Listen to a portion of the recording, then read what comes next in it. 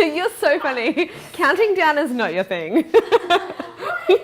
Okay, from 5, 4.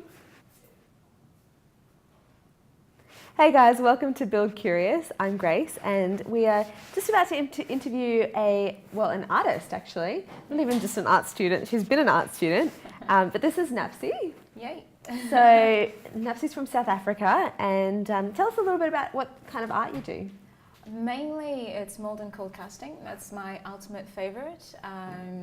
Painting, yes, I use acrylics and oil paints and basically anything and everything under the sun. And if I just feel like, hey, I like your face, then I'll just do a painting of that using oil paintings. Wow. And then just surprise you with it on your birthday or something. Oh, yeah. I should be friends with you.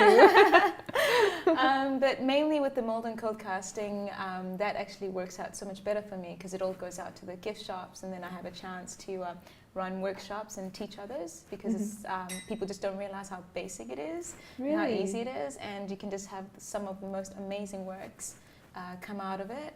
And you just don't need to be an artist, you don't need to have much skills or anything. Yeah, I would definitely think that was something very difficult and complex and maybe even beyond me. yeah, when you look at it, with some of the designs, like even, let's say even the lamp stand, that some of them would have like maybe a little statue on it, or a fairy or angel, and looking or a person all gold. going like this. Yeah, that's it. And and sometimes with my workshops, I'd have people who've never been to school and that sort of thing, and then I would just tell them, like, listen, there's the mold right there, just pour whatever I'm asking you to pour into it. And sometimes gypsum stone, like plaster of Paris, just mix it with water and you just pour it in there, pull it out and spray paint it, and that's it, and it looks amazing. Wow.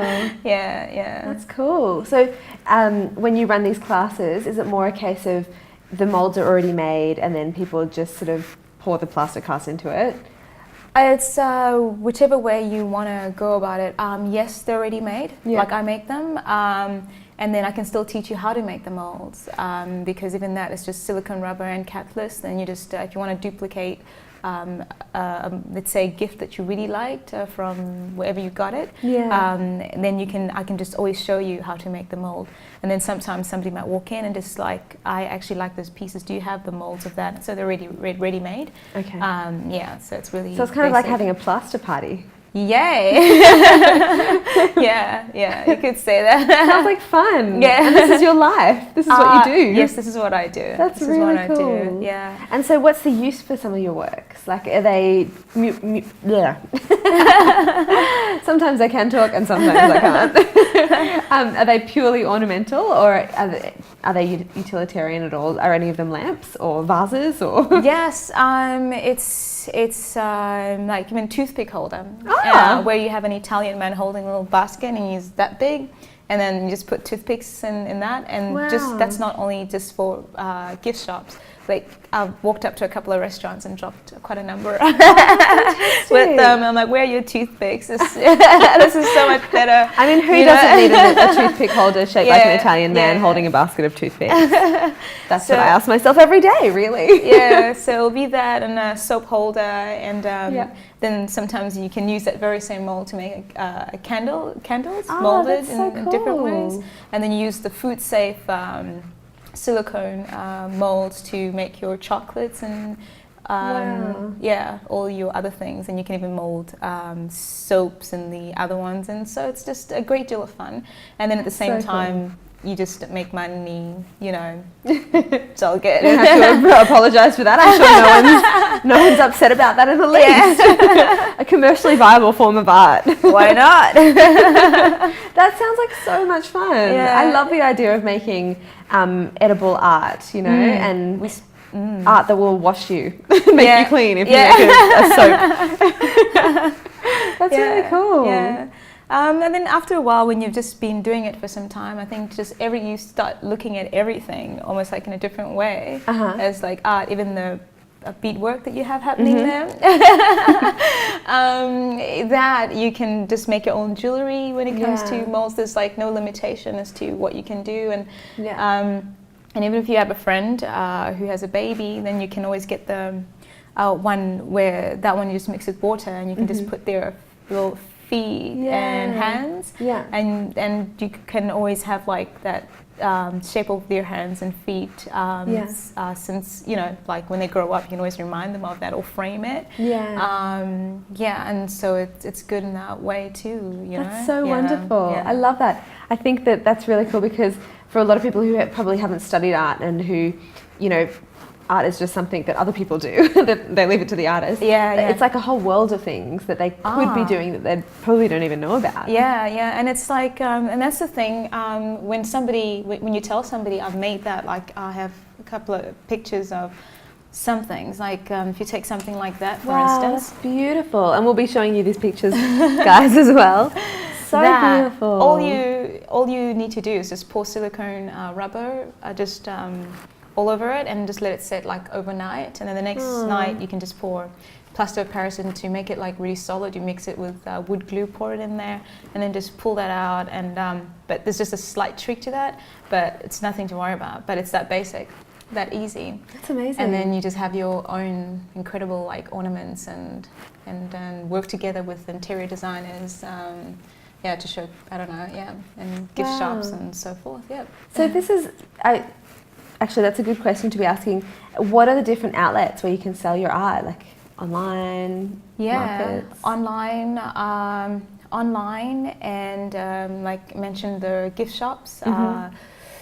Even just going directly to sometimes the restaurants, if you've got like the toothpick holder and ashtrays, and you can even mold. You can basically duplicate anything and everything, like plates and mugs and maybe whilst you're making a mold of it, paste something, like a face of something wonderful, to just have the cup now with the face, so you can just add your own like creativity to it. And sometimes I used to work with one of my friends. He would actually make the sculptures, like I would design and come up with an idea, and then he would sit there and do the hard work of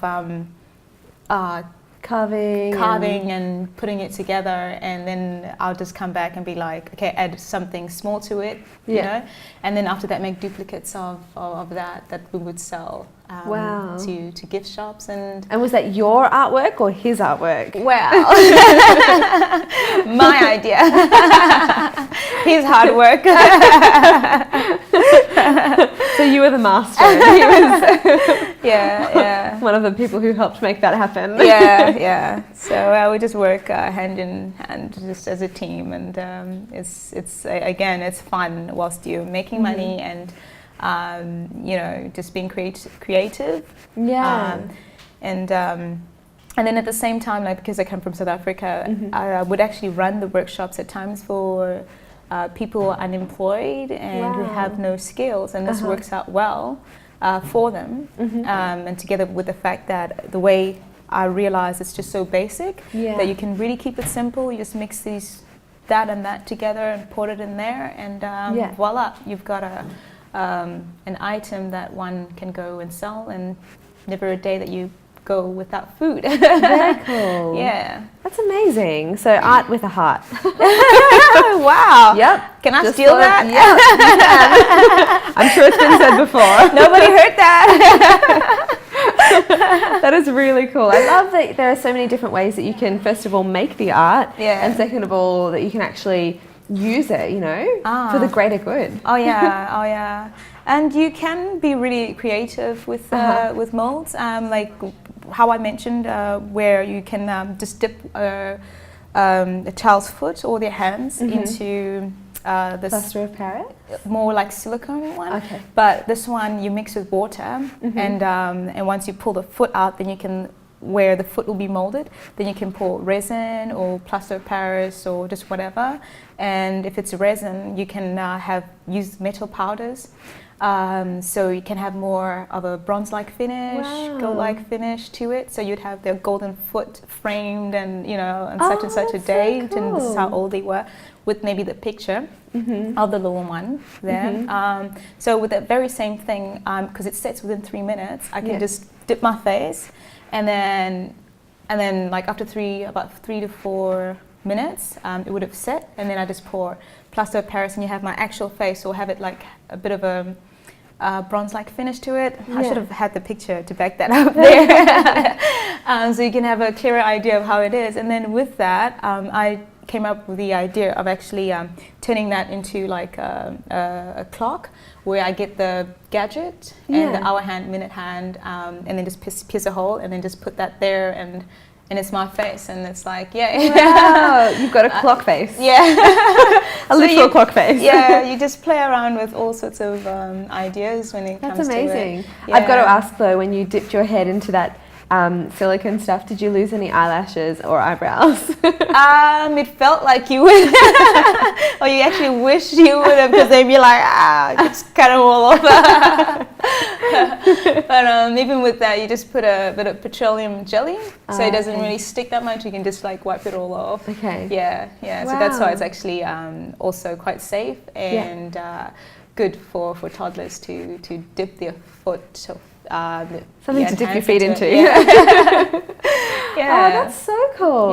Wow, what a fun thing to do. Definitely. So how did you stumble upon this medium? Like, how did you decide, I'm going to start making molds and casts? I think because I have to definitely say, because my mum has an eye for business, she just pointed out this ad where a retired old scientist was actually giving these classes. And because she felt like I was into art, I went and did that.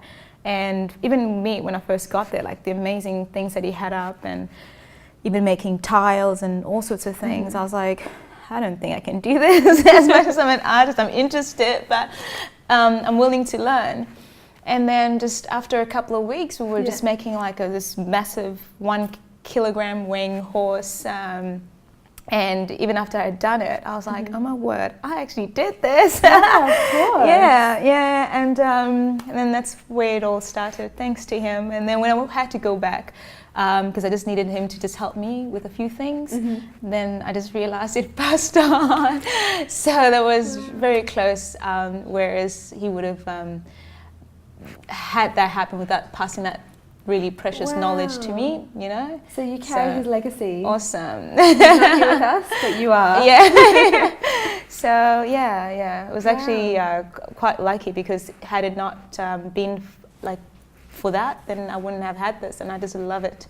Even in my sleep, I think I even dream about it, and I come up with ideas. I'm like, I'm going to do this next. Oh, godsend. So cool to have a real creative outlet. And was that around the end of high school that you figured this out, that your mum suggested it, or was that, when in your life was it that you started doing this? Way later, way past high school. It was just searching for new ideas and things to do, and just business ideas, I guess, just looking for ideas that I stumbled across that. Yeah, wow. Yeah. And had you studied art previously? Art, like since age of 7, I've been drawing, like driving people crazy, and I'd lock myself in the study and just create and make cards and do that sort of thing. So it's always been in me. And then at school, still I would win awards without even trying to, because I just, a natural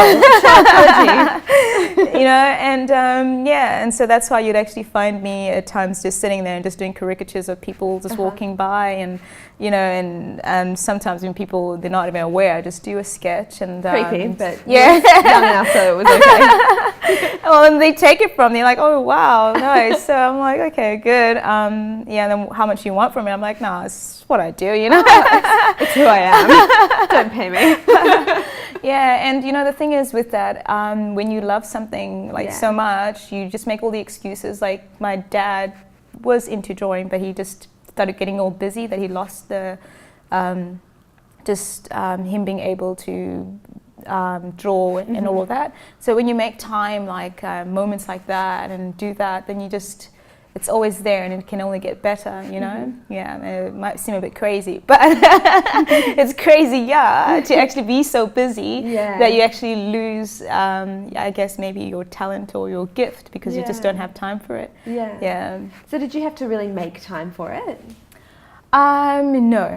No, I just always had time for it.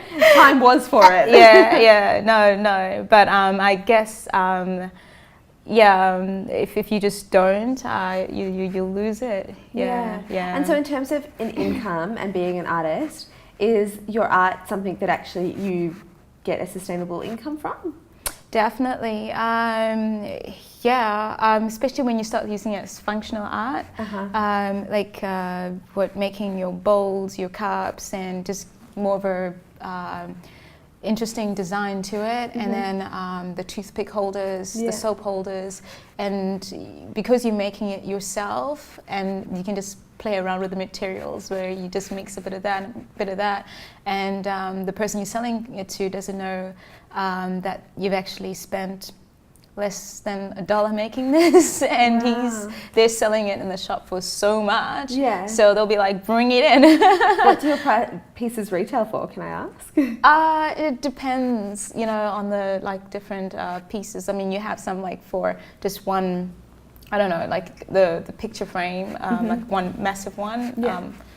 And you just have a mirror in a frame or a picture frame.